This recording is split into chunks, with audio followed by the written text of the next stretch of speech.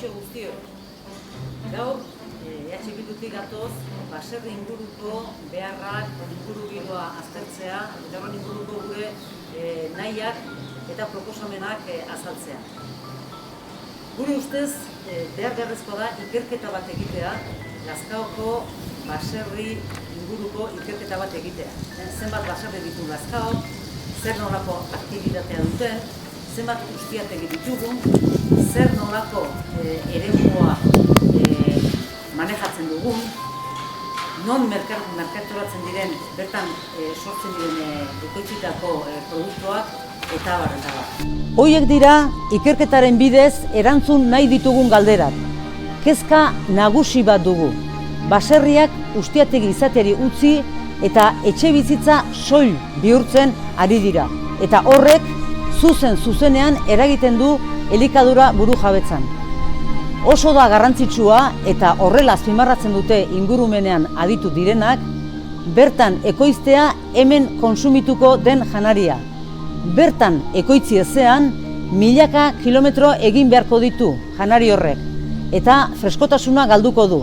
Ingurumena kutsatuko du, plastiko eta bilgarri gehiago erabili behar, garraio bidek jariatzen duten CO2, bestekiko menpekotasuna sortuko digu.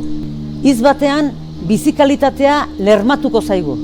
Anoetan, egin berria dute horrelakutsuko ikerketa sakon bat, eta ura eredu hartuta, diru asko kostagabe egin ahal izango da antzeko bat Lazkaon. Ingurumen alorrean legeak ere zorrozten ari dira. Karbono gabetzea ez da txantxetako helburua, eta Lazkaoko udalak ere hartu beharko ditu bere konpromisoak 2030ko helburuetara iristeko.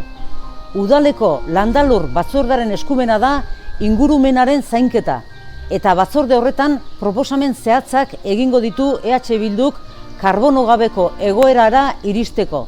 Energia alternatiboen bidez, gaur egungo natura baliabideen xauketa mugagabea etetzeko eta barretarako. Horrek guztiak plan zehatza eskatzen du. Epe luzeko helburuak, ertainekoak eta laburrekoak dituena. Halaber, helburu horiek lortzeko ekintza zehatzak diseinatuko dituena.